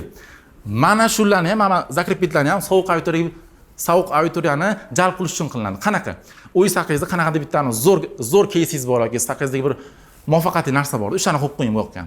Mana qarang, deylik, mana bittadan obuna bo'lmoqchi sizga, bitta kirdi, yuzingizni ko'rdi, ha dedi, men o'qidi, ha dedi, keyin men bittalab buni ko'rib chiqishi mumkin. Keyin men buni ko'radi-da, "Wow" deydi, "Bu odam seminar o'tar ekan" deydi. Demak, nimadir o'rgatadi deydi. Keyin men buni ko'radi masalan, "Bu odamni qanaqa mashinasi bor ekan", demak, pul topishni biladi deydi. Keyin bundan ko'radi, "Bu odam qanaqadir sovrinlar olgan ekan", demak, bu odam ishonchli ekan deb keyin obuna bo'ladi. Ya'ni shunaqangi qilib qo'yingki, o'zingiz haqingizda wow effekt bersin-da. Bitta ko'rsin, "Wow, bu odamdan nimadir olsa bo'lar ekan" deb obuna bo'lsin. Siz ham shunaqa qo'yishingiz kerak xullas. O'zingiz profilingizni. Sovuq auditoriyani jalb qilish uchun mana shunaqa qo'yishingiz kerak bo'ladi. Bu sizda tanishlaringizga kerak emas bu narsa unchalik ham. Shu sovuq auditoriya ko'proq kerak bo'ladi. Bu narsani hamma tushundim? Qanaqa savollar paydo bo'lmadimi shu bo'yicha? Aynan mana shu narsa bo'yicha. Misol uchun stories qo'yganingizda o'sha aktualligiga qo'yib borasiz. Ha? Shu deganda u videolarni misol uchun biz o'zimizni balki video olishni bilmasmiz yoki boshqa holatlar qanaqa qilib uni qo'yib berishimiz mumkin. Birovni ishga yollashga hozir ancha mablag' ish boshlayotgan odamlar. Tushundim sizga. Juda oson ham. Qanaqa birinchi boshlayotganlarga qanaqa nimadan boshlaydi? Qani, anunda men oldin bitta opa keldilar-da, ular anaqa shu jurnalistika bo'yicha ish ekanlar-da, ular ham mana zo'r strategiya qilmoqchi ekanlar, shaxsiy brenddan qilmoqchi ekanlar. Keyin men tushuntirdim, ancha ma'lumotlar berdim. Ular yanada zo'r qilmoqchilar, ya'ni kuchli strategiya qilmoqchilar. Keyin oxiri aytdim, to'xtang opa dedim. Birinchi o'rinda siz prosta boshlaysiz. 30 ta kontent qo'ying, Instagramingizga 30 ta kontent qo'ying. Xohlaganingizga qo'ying, qanaqadir qoidalarni unuting, strategiyalarni unuting, formulalarni unuting dedim. 30 ta kontent qo'ying. O'shandan keyin siz bilan boshqacha keyin chuqurroq gaplashamiz dedim. O'sha har doim shunaqa aytaman. Qanaqadir boshlamoqchi bo'layotgan odamlarga unuting strategiyalarni, qoidalarni, formulalarni, qanaqadir qo'yiladigan vaqtlarni, storiesdagi qanaqadir algoritmni vobshe kerak emas. 30 ta kontent qo'ying, 30 ta reels qo'ying, xohlaganingizcha qo'ying. Birinchi nimaga? Sizda yangi odat shakllantirish uchun. O'zi yangi odat qo'yotganda har doim yangi odat imkon boricha oson bo'lishi kerak-da. Shuning uchun 30 ta kontent qo'ying, birinchi o'z profilingizga, unaqa zo'r bo'lish shart emas. Undan keyin zo'r qilishni o'ylaysiz. Birinchi maslahatim shu sizga. 30 ta reels qo'ying, bir amallab, undan keyin o'ylaysiz yaxona. Undan keyin menga yozing, sizga maslahatlar beraman. Nima qilish bo'yicha. Da o'zicha mana 30 ta kontent qo'yguningizga boru, qo'yguningizcha o'zingiz ham ko'p narsa o'rganib olasiz. O'sha qanaqa qaysi reels qo'ysangiz zo'r uchyapti, boshiga nima qilsangiz zo'r bo'lar ekan, bitta ko'rasiz, yana shu anaqa ko'rasiz. 30 ta kontent qo'yib oling, yo'q, zo'r bo'ladi ekan. Hech narsa kerak emas sizga. Kurs ham kerak emas, kurs ham kerak emas. Kurs olmang hozircha, kurs olmang, qanaqa strategiyalar kerak emas. 30 ta kontent qo'ying, keyin yog'ini o'ylab ko'ramiz. Bilasizda video savolim o'tganlar. Da, keyingisi. Hop, endi sizlar bilan 0 dan 10 ming obunachi yig'ish yo'llarini ko'rib chiqamiz. Hop. Obunachi yig'ishni qanaqa bepul yo'llari bor? Hozir bizning oramizda bitta odamda 60 ming obunachi bormidi? 66 ming. Siz buni qanaqa yiqqansiz? Nimalar qilgansiz? Aha. Aha. Bozorda 0 so'mdan kirib borganman. Nimaga? Chunki hammasi tanish bilish, so'ragan do'konda reklama qilsam bo'ladi, mahsulotni olib turib sotsam bo'ladi, nega bu narxi beraman, zo'r narxi o'zimga deydi. Kelishgan, rozilik olingan, uydagilarga duo qilib boshlagan. Bir haftaning ichida 10 mingtadan shu obunachi kirib kelgan bir haftaning ichida. Aha. Shu yo'q, ikkalasi bo'lib ketgan. Qarang, shu obunachilar nima orqali kirib kelgan? Reelsmi yoki targetli yoqqanmisiz, nima qilgansiz? Yo'q, o'z target yoqishga pul kerak bo'lgan, pul yo'q bo'lgan. Shuning uchun reels orqali bo'lgan. Har kuni 3 tadan video qo'yganman. Bittasi esa bittasi men qo'ygan. Oxirida taqalab ketgan. Qaysilari zo'r ushib ketganda? 2 million 300 ta prosmotr bo'lgan. Zo'r. Zo'r. Zo'r chat. Bittasi uch ketsa, keyin shundan ko'tarib. Na, qaysi bittasi zo'r ketib qolishi mumkin 30 taning orasida, keyin bitta ketib hammasi uchib ketaveradi. Bir kunga keyin 3 ta video qo'yish u Instagram algoritmiga qanaqadir ta'sir qilmaydimi? Shuni yaqinda o'zi aytdi. Shu Instagram direktorining o'zi aytdi. Xolasangiz bir kunda bitta reels qo'ying. Xolasangiz bir haftada bitta reels qo'ying. Uni farqi yo'q dedi. Uni farqi yo'q uni. Yo'q. Xo'p, mana bepul yo'llari, birinchi eng zo'r yo'li, eng xarajat kam bo'ladigan va zo'r natija berish mumkin bo'lgan yo'l albatta reels orqali. Bu juda ham zo'r yo'l. Uni keyinga o'tkazing.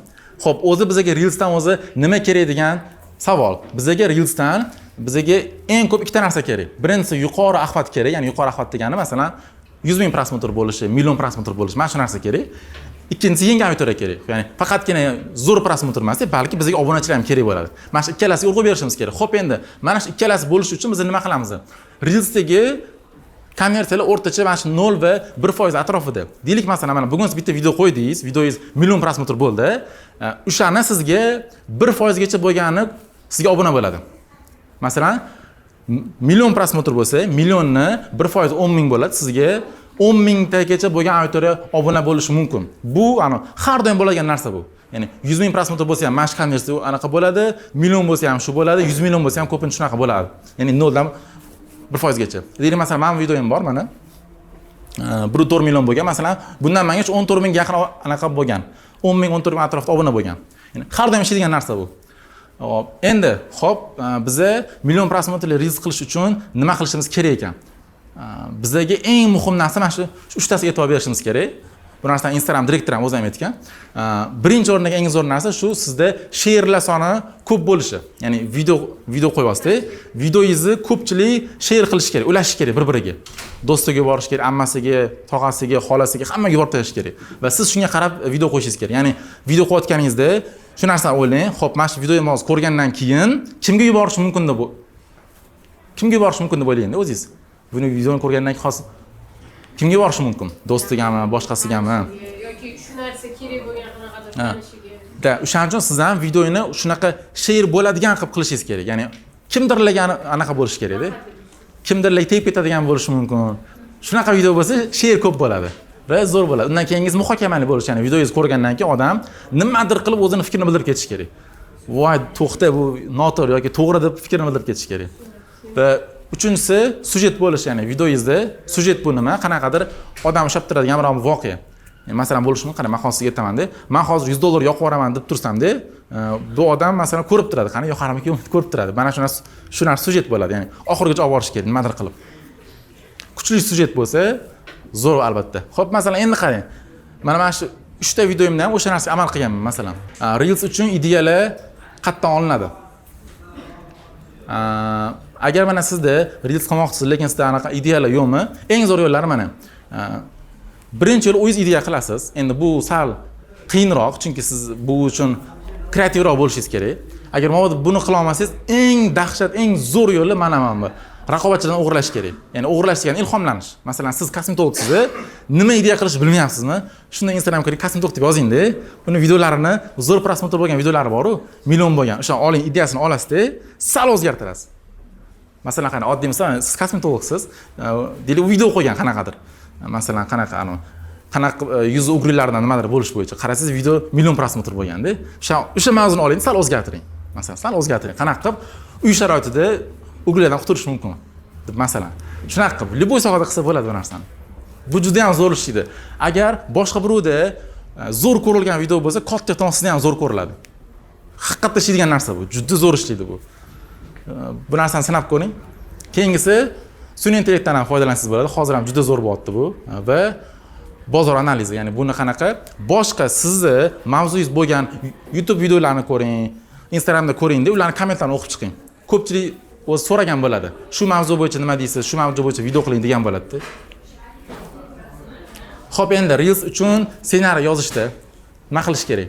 Xo'p, mana qarang. O'zi Instagramdagi bor-ku, hamma videolar mana ssenariy bo'yicha ishlaydi o'zi. Istalgan videoni ko'rsating, shu bo'yicha bo'lgan bo'ladi, faqatgina ba'zilari bo'lmasligi mumkin. Qarang, boshidagi hook mana 2-3 sekundda hook bo'ladi, ya'ni shu odam ushlab qolish uchun. Undan keyin 3-4 sekundda bu tanishtiruv bo'ladi. Endi bu ba'zi videolar bo'lmasligi mumkin. Undan keyingisi bu asosiy qism 30-40 sekundda. Bundan keyin oxiridagi call to action, ya'ni videoingizni ko'rdi, oxirida endi uni nimadir qilish kerak. Masalan, videoga like bosing deyishingiz mumkin. Masalan, oddiylar. Birinchi namuna, masalan, men video 196 ming bo'lgan ekan. Men aytganman, boshida aytganman. Agar siz 25 yoshga to'lgan bo'lsangiz, lekin hali ham oyiga $3000 dan ko'p pul topmayotgan bo'lsangiz, sizda bitta muammo bor deganman-da. Ya'ni huquq qilganman. Xo'p, u endi bu yerda anaqa narsa, men sujet qo'yaman-da. U odam ushlab turibman imkon qadar. Sizda bitta muammo bor deganman-da. Keyin sekin borganman, mashinamga o'tirganman. Sizda bitta muammo bor, siz mashinasini qilmayapsiz. Hozir sizga ko'rsataman deganman. Mashinamni ochganman, eshiklarni ochganman. Hamma joyini ochganman, ko'rsatmaganman nimaligini. Keyin oxirida aytganman. Ha, mana topdim deganman, keyin kitob ko'rsatganman. Siz yaxshi o'qimayapsiz, bilim olmayapsiz deganman-da. Ya'ni bu ham sujet qilganman. Ya'ni shu va oxirida har doim o'qing deganman. Ya'ni keyin qarang, buni oldingizga qo'ying. Har doim videolaringizga mana shu narsani yozing. Bu narsa zo'r ish beradi. Ya'ni masalan video ko'rayotgan bundoq o'tiradi, swipe qilib. Shu narsani ko'radi-da, anaqa qolishi mumkin. To'xtab videoingizni ko'rishi mumkin. Shu narsani yozgan. Men hamma videolarimda bor mana shu narsa. Undan keyingisi. Masalan, men videodan masalan Buni ham aytganman. Boshdagi huk nima bo'lgan? Qachon erkak kishini duxi baland bo'ladi deganman-da. Keyin men aytganman. Men har doim mana shu narsani qo'llayman, mijozlarimni ham qo'llayman, boshqalarni ham qo'llayman deganimda, keyin sekin oxirida aytganman. Ya'ni imkon boricha shu tomoshabin ushlab turishingiz kerak. Mana siz blogingizni boshladingiz, endi videolar qilmoqchisiz, plan qilmoqchisiz. Qanaqa qilasiz endi? Xo'p. Mana bu narsani men o'zim qilganman. Bu juda ham zo'r texnika. Qarang, deylik mana. Soddoroq qilib tushuntiraman sizga. Masalan, men mana Instagram orqali shaxsiy brend bo'yicha o'zim xizmatimni sotaman, to'g'rimi? Agar men hozir chiqib Instagramda o'rtoqlar, men shaxsiy brend bo'yicha xizmatim bor, shundan sotib olinglar desam, odamlar ko'rmaydi bu narsani. Chunki qarang, bu Instagram platformasida, aynan Instagram platformasiga odamlar dam olish uchun kiradi-da. Va siz ham ko'proq mana shu dam olishini o'ylab turib, shunga mos kontent qilishingiz kerak bo'ladi. Qarang, masalan, men kirib turib, menda shaxsiy brend bo'yicha xizmatim bor, shundan sotib oling desam, sotib olmaydi, chunki ularga bu zerikarli. Lekin agar men bu narsani boshqacha yo'llar bilan agar shu ma'lumotni beradigan bo'lsam, zo'r ish berish mumkin. Masalan, oddiy misol qarang. Siz boy insonsiz, boyligingizni bildirmoqchisiz, boyligingizni ikkita yo'l orqali bildirishingiz mumkin. Birinchisi aytasiz. O'rtoqlar, men boyman, meni pulim ko'p deyishingiz ham mumkin. Ikkinchi yo'li, masalan, siz shunchaki indamasdan turib, cho'ntagingizdan qimmat mashinaning kalitini shuni olasiz, stol ustiga bitta qo'yasiz, sekin gapingizni boshlaysiz, odamni ko'radi, ha, bu odam puli ko'p ekan, boy ekan deb bo'ldi. Ikkala yo'lda ham boyligingizni ko'rsatasiz, ikkinchi yo'lda siz boshqacha yo'lda ko'rsatasiz. Instagramga ham xuddi shunaqa ishlash kerak. Ya'ni siz yetkazmoqchi bo'lgan ma'lumotingizni to'g'ridan to'g'ri emas, aylantirib ko'rsatishingiz kerak. Masalan, men ham ba'zi videolarimda, ana o'sha boshqa mavzudagi video, lekin men o'shani orasiga shu bo'yicha xizmatim borligini, komandam borligini, servisim borligini bildirib ketaman. Masalan, mavzu umuman boshqa, lekin shu bo'yicha bildirib ketaman-da. Shunaqa. Endi qarang, masalan, siz, mana oddiy misol, sizni ma'mutdagi narsa bu o'sha sizni anaqangiz, deylik, sohangiz bo'lishi mumkin, a? Masalan, bo'lishi mumkin, shaxsiy brend bo'yicha siz shu orqali pul topmoqchisiz. Agar siz hozir faqatgina bu shaxsiy brend haqidagi videolarni qo'ysam, yemaydi, odamlar ko'rmaydi. Lekin qarang, shaxsiy brend qaysi mavzularga yaqinroq? Masalan, mana shaxsiy brend qiladiganlarda nima bo'ladi? Puli ko'p bo'lishi mumkin. Bunaqa insonlar sayohat qiladi. Bunaqa insonlar qanaqadir faxrli inson bo'lishi mumkin yoki maqsadiga erishadi. Aynan mana shunaqa mavzularda videolar men qilsam, shunaqa odam yig'aman-da. Va men bu videolarim orasiga shaxsiy brend bo'yicha xizmatim borligini ham bildiraman. Shunaqa menga shuni qilib men pul topsam bo'ladi. Deylik, mana oddiy misol qarang, mana sizga milliarder insonlar kerak, millioner insonlarni agar siz chiqib turib, o'rtoqlar, menga millioner insonlar kerak, obuna bo'ling desangiz, unaqalar yo'q, bo'lmaydi. Lekin agar siz golf haqida qanaqadir, golfga oid qanaqadir bir kontent qilgan bo'lsangiz, millionerlar ko'rishi mumkin. Chunki millionerlar golfga qiziqadi ko'proq. Ya'ni ya'ni o'sha sizni maqsadlar auditoriyangizni bog'lab turgan narsalar bor-da. O'sha bog'lab turgan narsalar bo'yicha kontentlar qilsangiz zo'r bo'ladi. Aynan o'sha narsa bo'yicha emas-da, ularni bog'lab turgan narsalar bo'lishi mumkin. Da, mana oddiy misol qarang, siz IELTS instruktorsiz, mana sizni maqsadlar auditoriyangiz qanaqa shu ingliz tili IELTS o'rganadiganlar. Bularni nimalar bog'lab turishi mumkin? Bunaqa insonlarda qanaqa o'xshashliklar bor? Masalan, bunaqa insonlarning ko'pchiligi metroda yurishi mumkin, masalan. Va siz qanaqadir metroga oid nimadir qilsalargan bo'lsangiz va orasiga o'zingizni shu bo'yicha mutaxassisni ko'rsatsangiz bo'ladi yoki qanaqadir boshqa. Da. Xullas, aytmoqchi bo'lgan narsa to'g'ridan to'g'ri emas, boshqacharoq yondashuv qilish kerak. Xo'p, bizda ikkinchi yo'li bor, endi lead magnet yo'li bor. Bu ham juda ham zo'r ish bergan. Men aynan mana shu lead magnet usuli orqali bitta videoyimdan 35 ming ta odam yiqqanman. Bitta videodan 35 ming ta obunachi kelgan. Hozir ko'rsataman nimaligini. Lead magnetni o'tkazing. Mana masalan qarang. Lead magnet nimaligi? Bu narsa juda ham zo'r texnika bu. Deyarli hamma sohada ishlaydi, universitetlarda ham ishlaydi, liboy biznesda ishlaydigan narsa, juda zo'r narsa. Masalan qarang, oddiy misol, mana bizda ikkita anaqa bor, ikkita novvoy bor-da. Birinchi novvoyda masalan 10 ming so'mga noni bor, masalan. Bu aytayapti, o'rtoqlar, menda 10 mingga non bor, kelinglar deyapti. Bu aytayapti, o'rtoqlar, menga bepul anaqam bor, bepul kichkinagina nima bulchka bor deyapti. Bulchka bor, kelinglar deyapti-da. Odamlar o'tyapti, men bunga qiziqasiz. Bunga qiziqasiz, keyin mana siz buni yeb ko'rdingiz. Keyin berdi, yeb ko'rdingiz. Qarasiz zo'r ekan anaqasi. Keyin aytayapti, keling menda xolis mana shu narsa bo'yicha non ham bor menda, lekin 12 ming deydi masalan yoki 10 ming deyish mumkin-da. Siz endi bundan o'zi yeb ko'rdingiz, sifatini bildingiz, muomalasi yoqdimi sizga? Endi siz katta ehtimol ma'muni olasiz-da. Ya'ni bu lead magnet shunaqa narsaki, siz bepul narsa berish evaziga potensial mijozning kontaktini olish. Endi mandir qurbon qilib, undan ko'proq. Ha. Da, qarang, oddiy misol mana siz qanaqadir telefon sotasiz, Masalan, shunaqa bitta kontent qiling. O'rtoqlar masalan qanaqadir nimadir munosabati bilan menda mana shu kuni telefonlarga anaqa chexolni tekin masalan yoki aynan telefonga borib nimadir tekin beraman deysiz. Ko'p odam keladi, oladi, nimadir qiladi, boshqa xizmatingizni taklif qilasiz ularga. Boshqa pulligini. Shunaqa. Ya'ni bundan maqsad shu, olishdan avval berish o'ylash. Buni istalganingizga qo'llasa bo'ladi. Mana shu lead magnet bo'lgan menda ham. Mana shu orqali 35 ming odam kelgan, bundan ham ancha odam kelgan, bir 10 ming, 20 ming odam kelgan. Bitta videoning o'zidan. Menda nima bo'lgan, shu Instagram bo'yicha anaqa bepul kursim bor deganman. Bepul kurs bor deganman-da. Ko'pchilik ham webinar shkolli o'tkazib bepul. Da, menda juda ko'p darslarim lekin. 8 tam, 9 tam shunaqa edi. Bepul darslarim bor deganman. Lekin bu dars olish uchun menga obuna bo'lishlari kerak-da. Menga obuna bo'lishadi, majburiy, keyin beriladi dars. Menga obuna bo'lgandan keyin sразу beriladi dars. Shunaqa qilib qo'yganman-da. Va yana buni eng zo'r tomoni bor, bunda ko'proq sizni maqsadlar auditoriya yig'iladi. Ana, xohlagan emas, aynan sizga xizmatingizga qiziqqanlar yig'iladi-da. Xo'p, endi yana bitta yo'li masalan kollaboratsiyalar bo'lishi mumkin. Masalan, o'tkazing buni. Kollaboratsiya orqali auditoriya yig'ishda siz qanaqadir insonsiz, qanaqadir inson bilan birga kollaboratsiya qilasiz, birgalikda video qo'yishingiz mumkin, nimadir qo'yishingiz mumkin va u insonniki sizga o'tadi, sizniki unga o'tadi. Undan keyin yana juda ham muhim narsa bu infopoetlar. Bu terminni eshitganlar bormi? Infopoet nimaligini biladiganlar bormi? Oldin ko'rgan, eshitganlar. Nima bu? Adashmasam hozir eslatim bo'yicha infopoet masalan biron bir chiqyapti-yu, mavzuga rekka chiqqan mavzuni olib, masalan mana nima edi, olimmi kelib chiqdi-yu.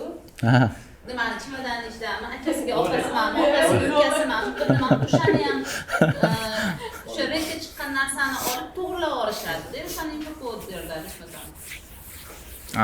Yo'q, u siz aytganingiz meni fikrim bo'yicha u anaqa qora anaqa deyiladi, PR deyiladi, qora PR deyiladi. PR emas, любой PR da demoqchiman, o'sha chiqayotgan PR-ni o'zingizni naqizga to'g'rilab olishi.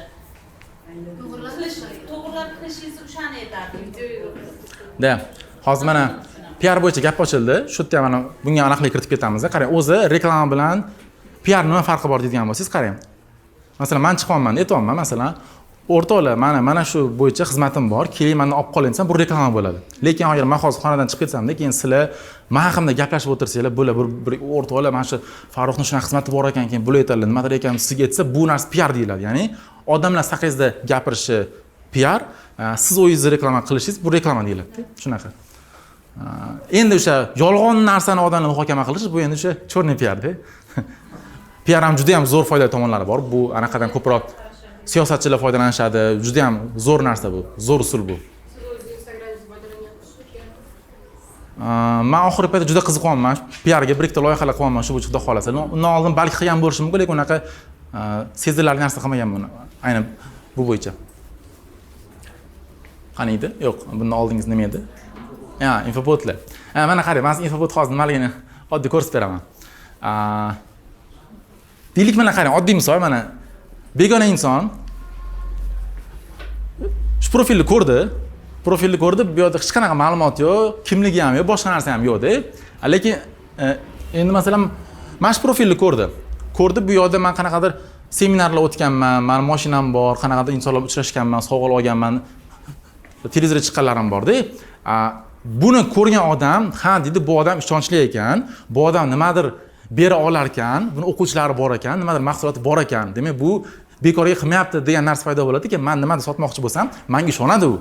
Chunki men bu narsalar bekorga emas-da. Ishonadi. Mana endi qarang, infopoet bu shunaqa narsaki, potensial mijozda qiziqish uyg'otadigan, muhokamalarga sabab bo'ladigan, yaxshi taassurot qoldiradigan biron bir voqealar. Kitob yozgan bo'lsangiz, bu ham zo'r infopoet bo'ladi. Ya'ni odamlarga qiziqish uyg'otadigan, ularni sotib olishga anaqasi qiziqish uyg'otadigan narsalar. Bu narsani qilish kerak. Agar sizda infopoetlar bo'lmasa, mana yo'q, hech narsa yo'q, sizda harakat qiling infopoet qilishga. Masalan, oddiy misol, mana sizni hech qanaqadan televiziyadan aniq qilmagan, chaqirmagan, harakat qiling, boring. Ularga ayting, mana shu mutaxassisman, anaqaga biron anaqa chaqiringlar ko'rsatuvga deyishingiz mumkin. Bu narsa pulli bo'lishi ham mumkin. Mayli, zato pulni bering. Sizga zo'r info bo'ladi bu. Ertaga siz televizorda chiqqaningizni ko'rsa kimdirlar, "Vau" deydi, bu odam televizorda chiqibdi. Bu demak anaqa emas, podarka emas bu. Yaxshi, bu zo'r mutaxassis ekan deb o'ylaydi. Masalan, deyilgani bo'lishi mumkin, siz boshqa qanaqadir mashhurroq bo'lgan podkastlarda mehmon bo'lishingiz mumkin. Kerak bo'lsa pulni berib bo'lishingiz mumkin. Bu ham zo'r ishonch uyg'otadi. Bu yerda ko'rganlar, "Vau" deydi, bu odam shu podkastda mehmon bo'lgan ekan, bunga chiqqan ekan deb o'ylaydi. Zo'r narsa. Masalan, oddiy misol, mana mana shu kelishim, bu ham menga zo'r info bo'ldi. Bitta universitetda mehmon spiker bo'ldi. Bu zo'r narsa. Mana shu bo'yicha men kontent qo'yaman hali, yana bo'yicha ham o'zi bo'rtilgan degani emas, ya'ni nima deydi? Bo'rtilgan desa endi xato bo'lib qoladi. Bo'rtilgan emas, ya'ni siz nima desa bo'ladi?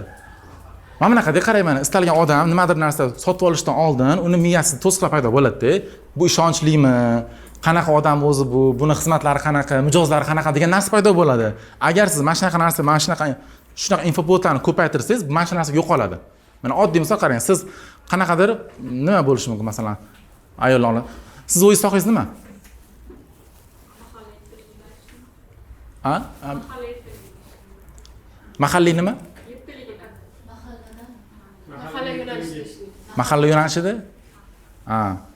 Siz qanaqadir o'zingiz anaqangiz bormi, xizmatingiz, mahsulotingiz bormi nimadir? Sotishga? Ha. Ha, tushunarli. Qarang, o'zi zo'r anaqa bo'ldi. Qarang, o'zi shaxsiy brend qotganda kimlarga talab qilinmaydi, kimlarga shart emas degan savol bo'lgan bo'lsa, o'zini mahsulot, xizmati bor bo'lgan hammaga tavsiya qilinadi.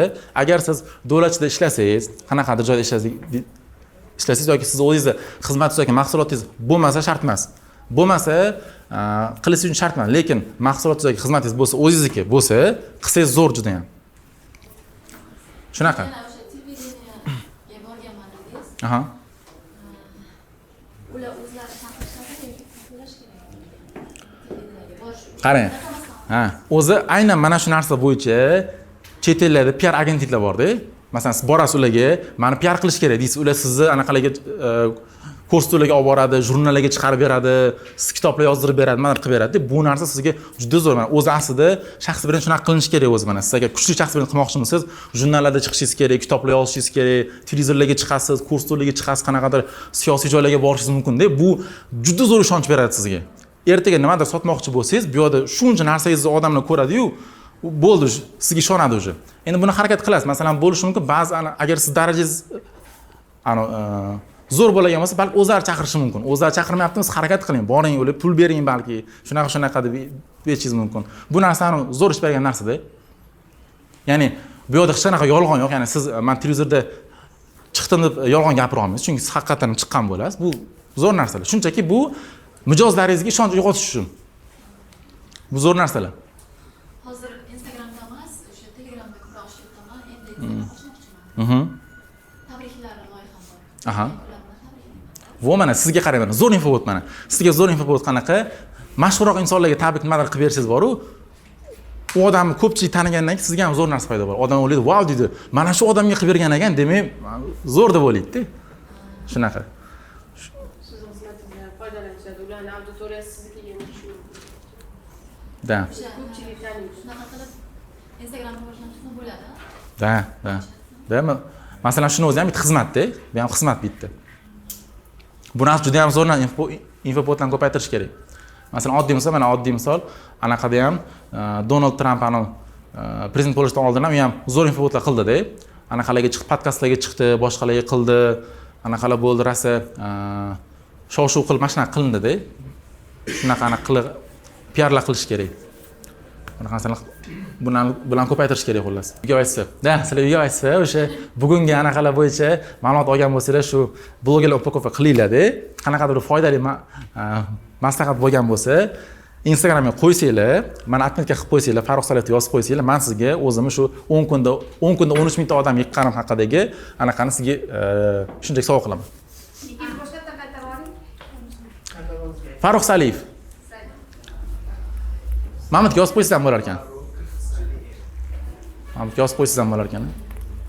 Farruh Saliyevga yozib qo'ysangiz bo'ladi. Siz ham qayta anaqa obuna bo'lasizmi? Atlet?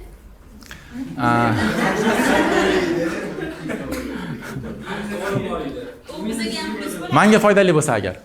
Menga foydali bo'lsa obuna bo'laman. Kuniga 5 nafar video qo'ygan yaxshi va har kuni qo'ygan yaxshimi? Shu savol. Men o'zim tavsiya qilardim, agar mabodo sizda imkoniyatingiz bo'lsa, vaqtingiz bo'lsa, har kuni video qo'ying. Har kuni qo'yganingiz yaxshi. Lekin ko'pchilik endi bizlar o'rz olishimiz bozorda ko'pchilik kerak olib o'tadigan bor. Ulardan Instagram ko'rib har kuni qo'yinglar. Har kuni qo'ygan bo'lsam, videolar kamayib ketyapti, tushib ketyapti. Lekin kunga 3 kunda birida, 2 kunda birida qo'ysam, narlar ne bo'lyapti deb aytyapti. Mana shunaqa rezultat ko'rsam, boshida auditor yig'ib olish uchun kuniga 3 nafar qo'ydim, yarmi rezultat bo'ldi. Undan keyin sekin kamayib ketyapti mana. Yo'q, mana bunaqa. Xuddi mana shu firga yaqin Instagram direktorining o'zi gapirdi. Siz kuniga bitta video qo'ysangiz ham bo'ladi, kuniga 5 ta qo'ysangiz ham bo'ladi, haftada bir qo'ysangiz ham bo'ladi. Bunaqa farqi yo'q, bunaqa anaqa yo'q. Yo'q. Faqat o'sha qo'yadigan narsa qisqaraverish kerak-da. Imkon bor qisqaroq. Imkon bo'lsa qisqaroq. Qo'yilish vaqti bo'lsa ham unaqanaqasi yo'q, uni ham. Agar qarang, juda vaqtli qo'ymasangiz, mana ertalab 4-5 ta qo'ymasangiz yoki juda kech 2-3 ta qo'ymasangiz, kun davomida qo'yavering. Unaqa bir xil gapiradi, kech payt 6 da qo'ying faqat, 8 da qo'ysa uchadi deydi-yu, yo'q. Unaqa emas. Qo'yavering. Obedda qo'ysangiz ham bo'ladi, 2-3 ta qo'ysangiz ham bo'ladi, sal kechroq qo'ysangiz ham farqi yo'q narsani. Men o'zim juda ko'p test qilganman. Obedda ham qo'yganman, kechroq ham qo'yganman. Bu narsani Instagram direktor ham aytdi. Bu anaqasi yo'q. Aynan bitta soat yo'q, zo'r bo'lib ketadi ekan. Qo'yavering, farqi yo'q uni. Savol berganim nuqtada aytmasdan ketdingiz, tezizdan chiqdi. Hayotingizni qanchalik muhim? Qarang. 3 ta narsani doimiy olishingiz kerak. Bittasi shaxsiy hayotingizni. O'zingizni shaxsiy jihatdan qanaqa insonligingizni har doim yorishingiz kerak bo'ladi. Ikkinchisi mutaxassisligingizni, ya'ni nima ish qilyapsiz siz? Qanaqa ishingiz bormi? Faqatgina o'zingizni shaxsiy ochib bermasdan, o'zingiz nima ish qilasiz? Uni ham yorishingiz kerak bo'ladi. Uchinchisi bu narsa o'sha sotadigan narsangizni. O'sha nima sotasiz? Ya'ni o'sha produktingiz o'quvchilari, rezultatlari, shularga yorishingiz kerak. Uchalasiga ko'proq fokus qaratsangiz yaxshi bo'ladi. Shu ayollar oddiy uy ro'zg'orchilarni ham mashhur bo'lib ketganlar borda.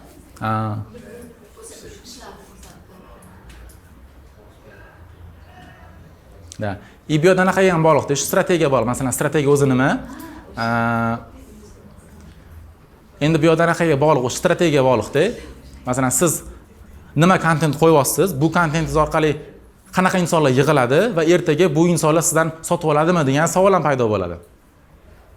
Ya'ni masalan, siz kim uchun blog yuritasiz, nima uchun blog yuritasiz, kimga sotuv qilasiz? Shu narsani boshdan aniqlab olishingiz kerak bo'ladi. Ya'ni mana videolaringiz zo'r bo'lib ketdi degani bu yerda zo'r bo'ladi degani emas-da. Shu tomonlari bor. Storyni har kuni qo'yib borishga to'xtatish kerak emas, ketish kerak emas. Stories iloji bo'lsa har kuni qo'ying. Har kuni qo'ying stories. Har kuni nechtaligi biz aniq kerak? Yo'q, uni ahamiyati yo'q. Har kuni qo'yavering. Bozor ishlayotganda har kuni qo'yib boriladi. Chunki bozorda har kuni qiziq voqea bo'ladi. Qo'yib boradi. Hozir o'qish bo'lganim uchun u obyektda kechasi borolmaydi, bozorda qo'yib bo'ladi. Shu qo'yib borolmaydi. Unga aktiv tushib ketyapti. Mana qarang. Shuni bitta borganingizda ko'proq olib qo'ysangiz bo'ladi. Bitta borganingizni ko'proq olasiz, keyin ertasi kuni qo'yirsiz bo'ladi-ku. Kuniga misol uchun 5-6 ta video qo'yib boramiz. Hozir uni ustiga qolmaydi. Chunki Bunda qarang mana. Kechpayt uyga borganda qo'ysangiz bo'ladi. Kechpayt uyga borasiz, ya'ni stories olganda sirazi hozir qo'yish shart degani emas-da. Misol uchun odamni narx o'zi uchun, o'ncha uchun, arzon bo'lganligi uchun, sifatli bo'lganligi uchun kuzatadi story. Ya'ni masalan, kuni bitta video qo'yib borish kerak. Misol uchun oldin safar 5 ta video qo'ygan bo'lsa, endi bittaga tushib qolsa, aktiv tushib ketadi. Bunga ham beradi. Yo'q, bu ham anaqada, qarang, ana siz qanaqa bundan ham bitta standart yo'q masalan. Ba'zi kunlar qo'ymasligingiz ham mumkin. Bu aytgandagi storiesda siz ko'proq serial qilib yurishingiz kerak. Serial qilib o'zingiz hayotingizni ochib berasiz. Qanaqa o'sha shaxsiy jihatdan ochib berasiz, mutaxassis jihatdan ochib berasiz va produktlarni ochib berasiz-da. Ba'zi kunlar qo'ymasligingiz ham mumkin. Bu tabiiy holat bu. Ya'ni har kuni zo'r qilish shart degani emas. Masalan, agar hozir vaqtingiz yo'qmi, hozir qo'yish shart degani emas. Masalan, hozir olib qo'yasiz storiesni, uyga borib kechirib bemalol qo'yaverasiz keyin. Montajda ham hisobga kasb tushadi, tushmaydi. Misol video bo'layotgan montaj story qo'yadigan bo'lsangiz. Storiesgami? story ham o'zi reelsga, misol uchun reels o'ziga shuni bezmanta shuni oldim, qo'ydim, Aha. reklama chiqadi. Agarda misol montaj qilib turib, shular hammasini to'g'rilab qo'yib turib, qo'yganimda janubchalik emas. Zo'r gap aytaymi? Instagram bor, sizlarni videoni ustida necha soat mehnat qilganingiz, montajlarni pul berib qo'yganingizga vobsh farqi yo'q unga. Umuman montajni prost qo'yib yuborsam zo'r ketib qolishi mumkin. Eng muhimi haligani ssenariy zo'r bo'lsa, syujet zo'r bo'lsa, o'sha muhimi. Muzikalar ham ahamiyati yo'q. Vobsh ahamiyati yo'q narsani. Montajingiz ham. Mavzusi qiziq. Ha, o'sha mavzu bilan ssenariy, syujet o'shalar qiziqda. Xo'p, kimning savollar bor? Instagramga yangi kirib kelgan davrda eng foydali, eng maqsadli videolaringiz mavzusi nima? Menda o'zimda juda qiziq bo'lgan. Men o'zimdan oldin aniq yuritardim. Birovlarnikini yuritib berardim-da. O'sha paytlar endi 2021-yillarda bir 200-300 dollar yuritib berardim, arzon yuritib berardim. O'zim blogim yo'q edi. Menda nima bo'ldi? Endi mijozlarimnikini yurityapman. Qani men ham yuritib ko'raman dedim. Bir kuni bitta video oldim, oddiy video oldim-da. Video shuni qo'yib yubordim. Instagramdan chiqib ketib qoldim. Kechira bitta kirib qarasam, zo'r prosmotr ketib qolibdi deb 10-20 ming prosmotr ketib qolgan. Kommentlar kelib yozibdi, obunachi kelib yozibdi. Voy, zo'r motivatsiya bo'ldi. Keyin ertasi kuni yana bitta video qo'ydim. Qani qilib ko'raychi, balki nimadir bo'lganini bitta qo'ysam, u ham zo'r bo'lib ketib qoldi-da, zo'r uchib ketib qoldi ham. Juda qiziqish paydo bo'ldi. Keyin 3-kuni yana bitta video qo'ydim. Men 3-videoyimda gapirib video qo'ydim. U juda katta prosmotr bo'ldi. Bir 800 ming prosmotr ketib qoldi. Ko'p mashhur insonlar ham yozdi. O'shandan keyin menga zo'r anaqa bo'ldi. Keyin mana o'sha paytda men anaqa zo'r anaqa qildim, statistika qildim, tahlil qilgandim. O'sha share bo'lgan videolarim zo'r uchgan. Ya'ni qanchani share bo'lishi soni. Videoyingiz birovlarga tegishli bo'lsa, masalan, oddiy misol qarang. Siz qanaqadir qarzdorlik bo'yicha video qilasiz-ku, videoni ko'rganlar qarz borlarga yuborib chiqadi. Masalan, oddiy misol qanaqadir masalan, deylik qanaqadir bolalar kuchlimi, qizlar kuchlimi deb biron video qilasiz, uni ham bolalarga yuboradi, qizlarga yuboradi. Mana shunaqa. Share bo'ladigan videolar zo'r uchadi. Boshida shu narsa menda anaqa bo'lgan. Shu narsani anaqa qilganman, insight qilganman. Keyin videolar qilaverganman sekin-sekin. Shu ko'proq muhokamali, ayni anaqalarga tegishli, erkaklarga tegishli, ayni ayollarga tegishli bo'lgan, kimdirlarga tegishli bo'lgan videolar zo'r uchadi. Pul bo'yicha videolar zo'r uchadi, rasi, absolut zo'r uchadi. Pul bo'yicha. Shunaqa. Savolim bor. Qarang, savol emas, sizni fikringizni bilmoqchiman. Hozir Instagramga kirsangiz, chiqayotgan kontentlarda, masalan, ana kontentni olsak, yo'l Toshkent deb chiqadi ana bola. U keyin nima ish qilasiz, mashinangiz zo'r ekan deydi. Lekin hammasi bular kelishilgan holatda qilar ekanda. Ana nima desamkin, shaffoflikning o'rniga ko'proq yolg'on ko'proq bo'lyapti Instagramda. O'sha pullarni ham qanaqa qaraysiz shu narsaga? Boya aytgandek, bu narsa anaqa, o'sha qora PR-da bu narsa agar qora PR-da mana masalan oddiy misol qizlar chiqadi, mana ha, uni ham eshitdim men. Stories qo'yishadi, boshqa qilishadi-da, masalan oddiy bitta gul bilan shokoladni oladi. Voy rahmat jonim, menga berdingiz, rahmat deydi. Lekin aslida o'sha yerda hech kim bo'lmaydi, o'ziga o'zi qiladi. Bunaqa narsalar juda ko'p-da, lekin bunaqa narsa ko'pchilik endi kirib kelayotgan ayol qizlarning hayotini ham buzib yuboradi. Ana videolarni ko'rdinglarmi? Sizlar ham ko'rgansizlar. Masalan, anaqa erkak kishilar anaqa mahrga nima olib berish kerak desani, gelik olib berish kerak, nima deydi-yu, shular ham ko'plari kelishilgan bo'lar ekan. Men o'zim ham eshitdim. U qizga aytar ekan, "Mana shunaqa deb bering, sizga hozir videolarni shunaqa deb bering" deyishar ekan. Men deb shunaqa gapirib berar ekan, keyin video zo'r uchib ketadi keyin. Mana shunaqa. Endi bu narsa agar endi bu narsa qarang. Eng avvalo ularning maqsadi nima o'zi, niyati nima o'zi, shunga qarab-da. Masalan, men o'zimdan so'rasangiz, men yo'q unaqa qilmasdim. Endi ular maqsadini bilmayman, ularning nima niyatdaligini bilmayman. Ular shunchaki obunachi ko'paytirish, reklamadan nimadir qilishi mumkin. Endi ularga balki foyda, lekin men qo'shilmasdim. Chunki bunaqa PR anaqalar, videolar ko'p oilalarni ham buzib yuboradi. Shunaqa. Bunaqa holat. Da. Instagram zo'r Bular. Video kontent olayotganda qurilmani ahamiyati bor. Da. Agar siz jiddiy boshlamoqchi bo'lsangiz, albatta iPhone. Menimcha shu 12-13 dan yo'qman normal shekilli. Ko'p blogerlar yangisini olib o'sha bilan ketadi. Ya, iPhone bo'lsa bo'ldi-da. Chunki iPhone anaqasi yaxshi manbani. Storiesga qo'yishga zo'rda iPhone. Video qo'yish, storiesga qo'yishga baribir yaxshi iPhone. Android sal g'alatiroq. Sal g'alatiroq. 8 iPhone olsangiz bo'ldi xullas. iPhone oling, yetadi shu. Hozirda yangi chiqqan yangi modellar. Androiddan menga lekin yoqmaydi, yo'q. iPhone ishlataman. Lekin bir xil videoni mana shunaqa ko'rganman. Bir xil videoni ham Androiddan ham iPhonedan ham ko'rib ko'rganman. Bir xil vaqtda Androidga nisbatan iPhone ko'proq chiqdi. Ha, shu. Qo'yishlarda ham farqi bor iPhone'da. Shu iPhone yaxshiroq o'zi baribir. iPhone'dan bilan Instagramdan nimasi bor deyishadi, shartnomasi bor deyishadi-ku. Boshida Instagram iPhone'ga chiqqanini eshitganman, yana bilmadim. Masalan, men o'zim komandamizni kimdir olgan bo'lsam, telefonni ham ko'raman-da, telefoni qanaqa iPhone, Android ko'raman-da uni ham. Ha. Shu iPhone bo'lgani yaxshi. Savoldan olib Farruh akaning vaqtlari ozgina chegaralangan. Buni to'g'ri tushunasizlar. Mana hamma zohid savol bersin, undan keyin bir kishi yana iltimos qilib, keyin tugatamiz. Shu bilan rozmisizlar?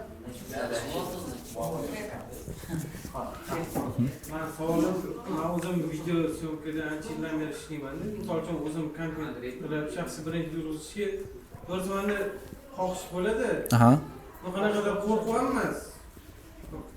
Qo'ysangchi degan narsa bo'ladi o'zimga. Sabab? Misol uchun ko'raman, shu boya aytganingizdek 2-3 yillik bolalar boshladi, bir oydan keyin men kurs ochdim. Manimchalar. O'zimdan ko'rsangiz o'z qilayotgan ishimni misol uchun tayinlayman. Lekin o'sha 2-3 oyda men kurs ochdim, manimchalar bunaqa. Misol uchun o'shanga qanaqa maslahat bera olasiz? Video syomka orqasidan mana shu blog yuritishga. Zo'r, siz sohangiz вообще zo'rda. Bu video syomka, video montaj sohasi juda zo'r. Men xohlardim mana shu bo'yicha kadrlar ham ko'p bo'lishini, masalan, bizga ham juda ko'p kerak bo'ladi-da. Video montaj kerak bo'ladi, syomka kerak bo'ladi. Juda qiynalamiz. E'lon beramiz, topilmaydi, haftalab qidiramiz. Mana shunaqa bo'yicha ko'p insonlar bo'lsa juda zo'r. Masalan, siz ham harakat qiling, yuriting. Zo'r-ku. Shu bo'yicha insonlar ko'paysa, shogirdlar qilsangiz zo'r-ku.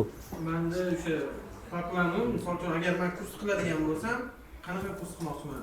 Normal auditoriya misol uchun yig'ib, men bitta iPhone berib, misol uchun kurs bitirganga bitta iPhone bersa, oxirida qanaqadir nima o'rganganini sinab ko'rib, 3 ta o'rin qilib, birinchi o'ringa o'sha oxirgi modeldagi kamerani berib, mana shunday narsa qilmoqchiman.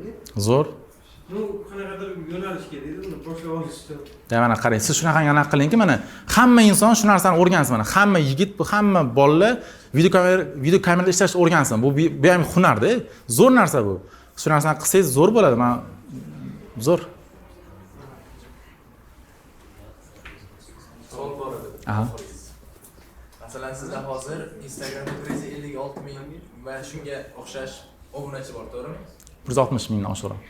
Hozir siz gaplaringiz davomida aytdingiz, bitta videodan o'rtacha 10 mingtagacha obunachi chiqqan dedingiz.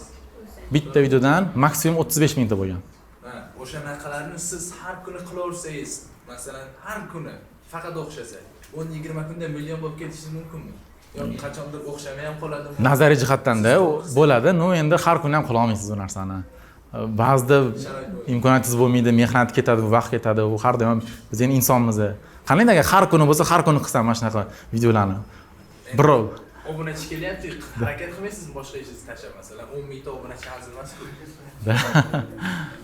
Agar masalan, agar men full time o'zimni blogim bo'yicha ishlasam, juda zo'r narsalar qilib olsam bo'ladi. Endi full time ishlayman-da, menda o'zimni mijozlarim bor, boshqa biznesim bor, ularga ham qarayman, vaqt sarflayman, masalan, ba'zi qolib ketadi ham, ba'zi yana qaytaraman, anaqaga rejimga qaytaraman, shunaqa bo'ladi-da. Agar full time bo'lsa, qaniydi mana g'irt bekorchi bo'lsam, kuni bilan shuni ustida ishlasam-da, kuni bilan rivojlantirsam, faqat juda zo'r narsalar qilib olsam bo'ladi. Agar o'sha bugungi qanaqadir insightni storiesga yozib, shunaqa insight oldim deb turib, stories qo'ysam, mana atmitga qilsangiz, men sizga sразу link yuboraman. O'sha yerda men qanaqa o'zim 10 kunda 0 emas, 10 kunning ichida o'zimni blogimda 13 mingta obunachi chiqqanimni hammasini ko'rsatib berganman. Qanaqa lead magnet qilganman, qanaqa videoga ssenariy yozganman, qanaqa videoni qo'yganman. 10 kun davomida hammasi qo'yganlarning hammasi ko'ringanda, oxirida 13 mingta odam yig'ilgan. O'shani sizga linkini yuboraman. Ichida 14 ta anaqa bor. 14 ta video bor. Yana qo'shimcha savollar bilan bemalol o'zingizga ham Ha, o'zim yozsanglar bo'ladi, javob beraman. Hammasini o'qiyman. Baribir hozir qanaqadir savol esdan chiqqan bo'lishi mumkin. Kimlardir Lishin brendini qilmoqchi bo'lishi mumkin. Kimgadir balki ideya yoki hamkorlik takliflaring bordir. Talabalarimiz bu yerda o'tirganlar o'sha qiziqishi bor, imkoniyati bor talabalar o'tirishibdi, bo'lmasa o'tirishmasdi. Sizga ham kattakon rahmat. Bizlar shuncha vaqt ajratib kelib universitetimizga bolalarga master class o'tganingiz uchun bu ramziy ma'noda universitetimizni esladi. Rahmat, ko'pdan xursand bo'ldim.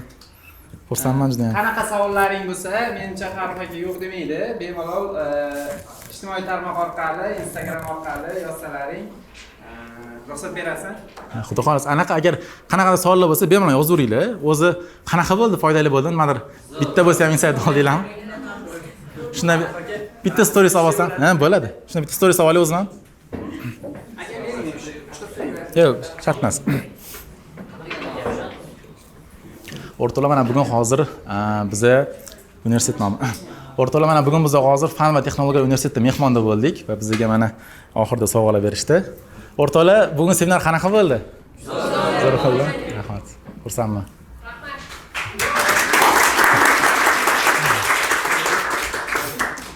Sizlarga ham rahmat.